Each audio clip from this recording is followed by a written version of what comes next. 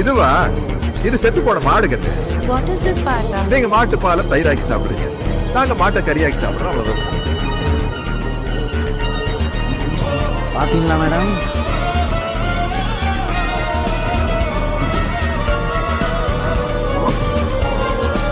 Madam, நான் உங்களை மாட்டுக்கறி சாப்பிடுங்கன்னு சொல்றது எவ்வளவு பெரிய அயோக்கியத்தனமோ அதை விட பெரிய அயோக்கியத்தனம் நீங்க எங்களை மாட்டுக்கறி சாப்பிட வேண்டாம்.